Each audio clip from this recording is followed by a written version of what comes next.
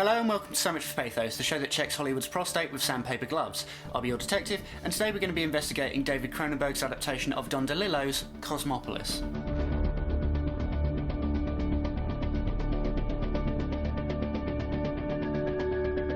But first, the case notes.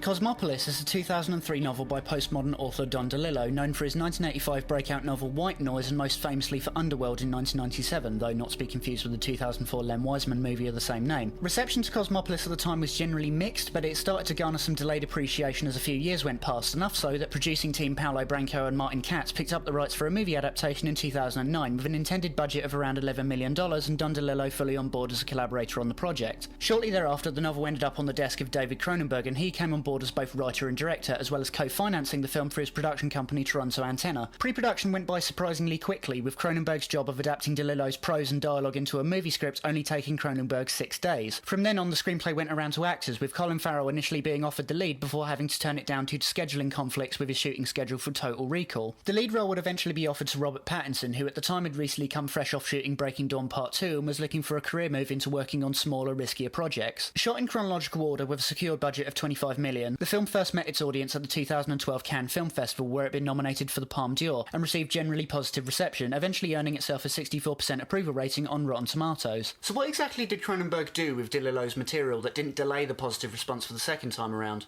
Well, let's investigate, shall we?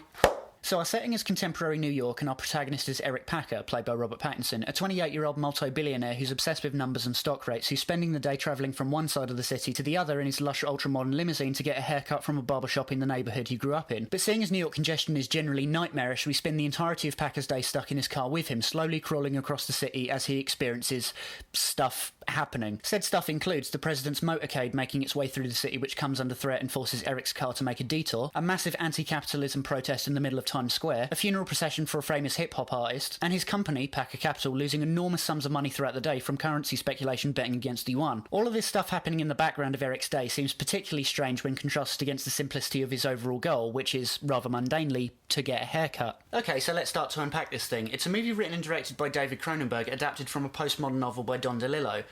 What I've just said there is already a cultural mouthful. Cosmopolis, in novel form, is written by Don DeLillo, whose work belongs to the postmodern literature movement, which is to say its key characteristics as a book are ones that involve deliberate rejection of traditional notions of storytelling, notions you'll no doubt be familiar with if you've heard of the idea of the unreliable narrator. DeLillo's book is ostensibly a postmodern interrogation of the inherent paradoxical nihilism and vacuousness of living in a society in which people function by consuming an overabundance of constant information, written in a tone of voice that can best be described as hyperbolic deadpan. It's consequently very difficult to read because of this factor, and that's intentional on behalf of the author in order to get its point across. A large part of how this is achieved is by virtue of the book being written in a very detached and disarmingly cold third-person perspective, in which the prose never ceases to detail Eric's precise thought processes and occasional moments of abstracted curiosity, such as asking where the limousines are parked during the night time. It's also a difficult read because all of the characters have names, but not individual personalities, often meaning that you only be able to remember who they are because of what monotone conversation they had when they first showed up. Nobody seems to actually connect with each other either. Everything is said as thick, flat statements and answerless questions with the cold efficiency of a doctor, which is actually a provable point because a doctor does indeed show up to perform a prostate exam in Eric's limo and his dialogue doesn't sound that much different from everyone else's dialogue. It all sounds about as anti-reader as possible, and that's the intention on the part of the author, to use its own removed, passive, dreary inner musings as a criticism of the emotionally void, quiet insanity of Nasdaq-era hypercapitalism. If the characters come off as alienating, it's because their world is alienated. But whether or not you're interested in reading a book that actively seems to hate you is entirely of your own prerogative. Hey Sam, what did you think of the book? Talk to me, Sam. Okay. Well, whether one is able to appreciate this book as a postmodern work hinges hugely on how much one is willing to credit the argument that the bizarre dialogue and lack of characterization is even entirely a deliberate literary tactic, and not in any wise an unusually pretentious way of lampshading or masking DeLillo's failure to write and develop his characters well. Assuming that you accept that it is, then you're left with the standard Goethean considerations, and one must decide whether his ploy was effective in terms of contributing anything to the themes explored in the book. Then it is a gaudy mistake, an act of vainglorious stylistic excess carried out at the expense of elementary good writing. But then, of course, even if one is an advocate of such experimental approaches in writing, and accepts the necessity, even praises the effectiveness of DeLillo's stilted alien dialogue, the book is still going to be difficult, in the difficult jazz sense. So, Ultimately, the experience of reading Cosmopolis is a bit like a prostate exam in a limo. It's very slick, and you understand what it's for, but most people would struggle to enjoy it. Well, that's a shame. Anyway, let's ignore him and move on to David Cronenberg. Now, I'm not exactly in any authority to talk about David Cronenberg because I'm not too familiar with the larger body of his work. However, I do know a certain Canadian who might be able to help us out. Yo, Dan, assistance is required. The style of David Cronenberg has attracted the phrase body horror, a subgenre of psychological thriller that focuses on the disruption of the human form as a metaphor for, well, a lot of things. Now, most horror and thriller films are ultimately symbolic. The monsters in the film represent some broader social concept made flesh and blood, or at least something a bit more tangible and singular. As a classic example, the slasher genre draws heavily on morality fears, where teenagers suffer direct consequence for their wild drinking and extramarital recreational sex. In body horror, the thing that is the monster is us. Or more specifically, our often antagonistic relationship with our own bodies. As we age, our bodies change, often in weird, gross, uncomfortable ways. We get fat, we get thin, hair grows in places we don't want it and falls out of places we do. We suffer injuries that we never fully recover from. Scars, aches, and pains pile up. Our eyesight degenerates. We lose our speed and mobility, and so on. And all of that's just the nearly universal stuff, not considering the more dramatic possibilities like trauma, chronic injury or disease, the loss of a limb, paralysis, or some other event that severely alters the way that our bodies exist. Most importantly, the genre takes it a step further, not just interested in the things that happen to our bodies, but the ways our deeper self is hooked into our bodies, the way our identities are shaped by our bodies, or how we shape and reshape our bodies to match our identities. It is in many ways a sort of counterpoint to the naturalism of the Übermensch, which is so very popular in narrative fiction. Body horror tends to argue that things go wrong so often, so regularly, and in such extreme ways that maybe the entire idea of deviance is inherently flawed.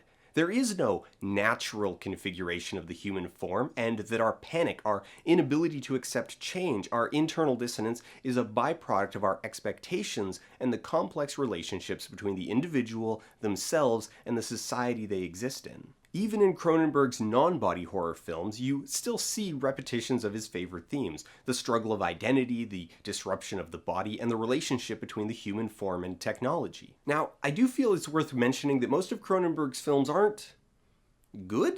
Or rather, they tend to be kind of middling, a bit of an acquired taste. The acting is often muddled, the overall pacing tends towards the boring side, characters mumble their lines a lot, the soundtrack, Foley work, and overall mix is often very samey and thin, and generally his films show all the sign of trying to do way too much with a tiny budget, so they're not always the most watchable, polished films. What they are, however, are fantastic films to talk about afterwards. I can certainly see what he means. Even though I'm not an aficionado, I've always felt that of the late 60s, early 70s horror filmmakers that emerged out of that time period, Cronenberg always struck me as having the most intellectual agenda. Cosmopolis isn't a horror movie, granted, but the focus in this case is more so on a perfectly preserved body rather than one that is decaying or suffering physical violence. Eric Packer is fresh. He's young, in shape, and impeccably smart, yet emotionally distant. And moreover, nothing strange ever happens to him bodily, with the exception of his appearance decaying over the course of the day, and of course him blowing his own hand off at the very end.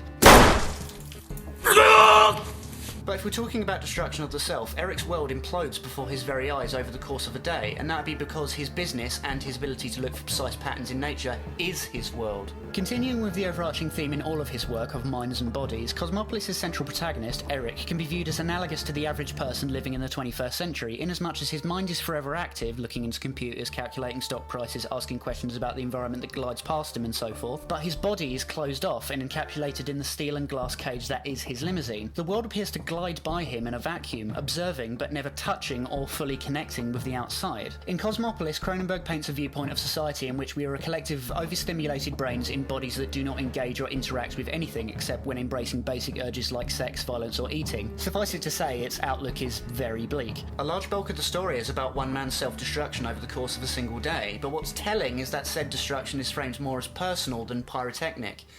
Jungian, one might say. It's somewhat known that David Cronenberg has had an interest in the works of Carl Jung. I mean, this is most evident by him having made A Dangerous Method, a film dealing with the relationship between Jung and Freud. Carl Jung was a Swiss psychiatrist and psychotherapist who's responsible for the founding of analytical psychology, a school of psychotherapy that focuses on the importance of the individual psyche and the personal quest for wholeness. Consequently, a lot of Jung's ideas tend to revolve around the idea of the subconscious, involving one's inner desires that fuel the passage towards individual goals. A person can act on their own volition, but said action is fueled by the unconscious. And I think that's what's going on here in Cosmopolis, as evidenced by this small but rather telling line. We know what the anarchists have always said.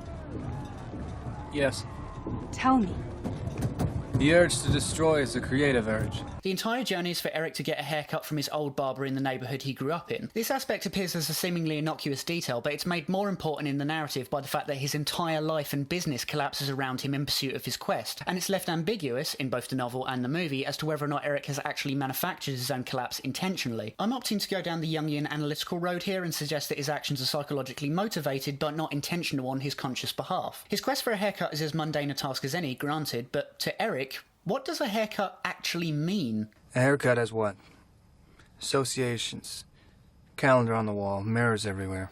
So Eric's need for a haircut isn't for the haircut. The opening pages of the novel, which are omitted from the movie in favour of a leaner screenplay, Eric paces his immaculate ultra-modern apartment from room to room, doing ordinary mundane tasks, making observations about his environment as a man who has everything the 28-year-old billionaire could want, and yet he still feels fundamentally empty. He wonders exactly what's missing, the very thing he doesn't have, and he eventually comes to the simple conclusion that all he needs is a haircut. And whilst this idea is initially funny, and indeed it is, it slowly becomes apparent that Eric's search for a haircut means more than just the act of one person cutting another person's hair, especially seeing as he's told several times that there are many barbers on the streets that they pass down. Eric's haircut isn't just a haircut, it's connection to other people. He never comes to this conclusion in the film that that's all he really wants, but Eric's journey is more of an existential one than literally just getting a haircut. The story of Eric Packer is the story of a man living inside a steel box which encompasses his entire world, which accidentally gets destroyed in pursuit of the thing that he really wants without even realising it. It's a really interesting way of thinking about the story because it means I can't quite tell whether or not its philosophical underpinnings lean it more towards nihilism or optimism, but it's the kind of thing that gets my mind working anyway, so it's worth something. Anyway, it's not all talky-talky narcissistic self-destruction, it's just that way most of the time. So in order to keep Packer's journey interesting, DeLillo's book throws a wild card into the mix, which is to say the constant threat of danger that someone has decided to assassinate Packer, which he knows because the security team has received intel. God knows why someone will want to kill Packer, given how dynamic a character he is. Sarcastic statement is sarcastic. Funnily enough, the spectre of death actually looms quite large over the proceedings. The president's in town and there's intel that someone's aiming to assassinate him. There's a funeral procession for a famous rap star that Packer admired. And Samantha Morton's character speaks a lot about death and capitalism when the limo drives straight through the middle of an organised protest. What is the flaw of human rationality? What? It pretends not to see the horror and death at the end of the schemes it builds. This is a protest against the future. Anywho, before I digress any further, there's a guy out there somewhere amongst the anonymous and faceless crowd of people that wants to kill Eric Packer. But weirdly, Packer seems to find the idea exciting, possibly because he finds it to be the most stimulating thing that's happened to his life recently, which says a lot about his personal life, specifically his sex life. When Packer, stripped by his soundproofed motorised container and having lost step by step the tie, the jacket, the crisp, clean carefulness of the perfect businessman, finally meets the man who's been threatening his life, he's a disappointment, most of all to Packer himself. Your crime is in your head. Another fool shooting up a diner because bullets flying through the walls and floor. It's so useless and stupid. Then we're faced with what should now be obvious. Packer is his own antagonist, not Jim Atty's creature Benno. I've become an enigma to myself. So said St. Augustine. And herein lies my sickness. Well, that's a start. It's a crucial self-realization. No, I'm not talking about myself. I'm talking about you. Your whole waking life is a self-contradiction. That's why you're engineering your own downfall. He has destroyed himself, at least the version of himself that existed at the start of the film, shedding his wealth and career, manner, appearance and relationships over the course of an extended traffic jam. But to what end? Your prostate is asymmetrical. Believe it or not, this is a major plot point. Eric's entire career as an investment banker is based upon utilising patterns that occur in nature to predict the future of the stock market, guided under the mistaken belief that everything can be broken down into mathematics. But his downfall comes ultimately from the fact that he fails to recognise that whilst nature has a certain amount of symmetricality and balance, there's also an enormous and rather equal amount of asymmetricality in nature. There's a wonderful synchronicity in nature, but at the same time, nature is also impeccably harsh, cruel and random, a bit like the world's most unfair MMORPG, and Eric's failure to recognise that becomes his downfall. You should have listened to your prostate. You tried to predict movements in the yuan by drawing on patterns from nature. Yes, of course, the mathematical properties of tree rings. But you forgot something along the way. What? You were looking for balance. Beautiful balance, equal parts, equal sides. I know this. I know you. But you should have been tracking the yuan and its ticks and quirks. Miss Weave. That's where the answer was, in your body, in your prostate. Eric can't process the asymmetry of the yuan, the quirky, imperfect humanity of its behaviour, because he's a weird robot man, as we've already discussed, and that troubled him, rankled him, like a splinter in his mind. This is what led to his dissatisfaction with his perfect little bubble, so unconsciously he began to sabotage himself. Note that we're going back to young here. Partly he's trying to return to his past, himself as a boy in a time before the limousine represented by his old barber, who comes the closest of any character in the film to talking like an actual human, and partly it's an act of unconscious self-destruction, a subtle suicide as he, step by step, demolishes everything which defined his current identity. So again, I ask, to what end? Violence needs a burden. It needs a purpose. If violence needs a burden and a purpose, then what is the purpose of the violence that Packer does to himself physically or otherwise from end to end of this film? If the urge to destroy is in fact a creative urge, then what's been created? People destroying or shedding an old persona in order to begin a new life or give birth to a new identity is a common idea in narrative fiction. It's actually a repeated idea in Cronenberg's other films, from the moment Max shoots himself in Videodrome to the final scenes of A History of Violence, where Joey, the mobster, washes in a lake, symbolically cleansing himself of his violent past before returning home to continue his life as his other non-violent persona, Tom. But what's left after Packer has destroyed Packer? What new flesh, if any, has emerged? Anyway, you're already dead. You're like someone already dead. Someone dead 100 years.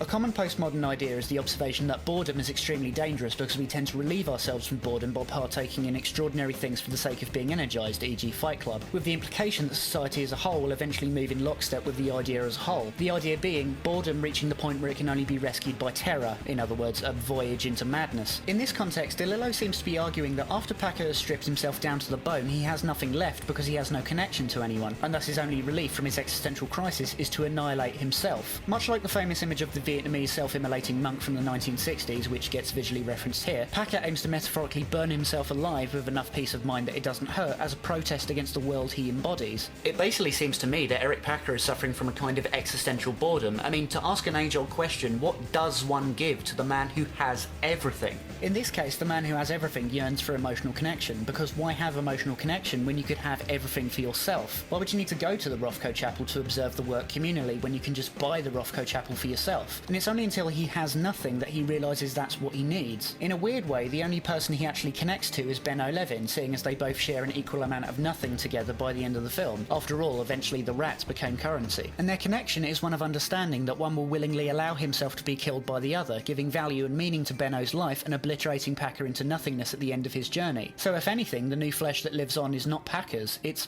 Benno's. DeLillo, throughout the entirety of Cosmopolis, seems to argue the dehumanising effects of capitalism, the spectre that haunts Cosmopolis' world. But that's too easy for DeLillo to snipe at, being a low-hanging fruit and all. So instead, we have a major bulk of the story be about the downfall of a single powerful man, and in a way, the eventual downfall of a society built on Packer's ideals. The point being made in both the book and Cronenberg's film is that if we lose ourselves to information overstimulation and the vacuous allure of endless money, then we're in serious trouble as a society. Because if we lose our connectivity, we lose our empathy, and we stop caring about other people and ourselves. The solution, Don DeLillo proposes, is that perhaps we could all do with something as simple as a haircut, so to speak. This isn't a horror movie, but this is unmistakably a David Cronenberg movie, body horror and all. Cosmopolis is a voyage through the hypermodernity of the current age in a sealed-off spaceship that is Packer's limo, except instead of perusing through outer space, the journey is more of a philosophical and psychological trip through inner space. Cronenberg's precise and lean direction lends the source material a hand in terms of the straight-talking, matter-of-fact and yet high-minded filmmaking he's known for, managing to deliver what is actually a fairly bloated postmodern book by turning it into an elegant and direct story about balance and symmetry with visual flair that's as icy and calculated as its lead character. Never has existential emptiness looked this cool.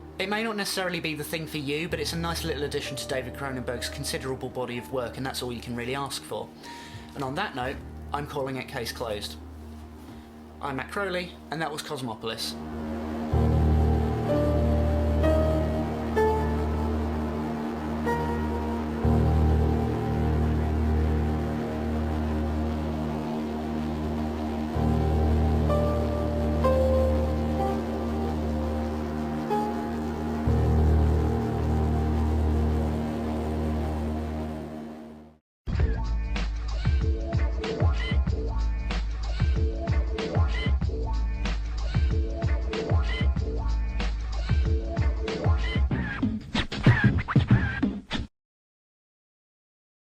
Well, that's a shame.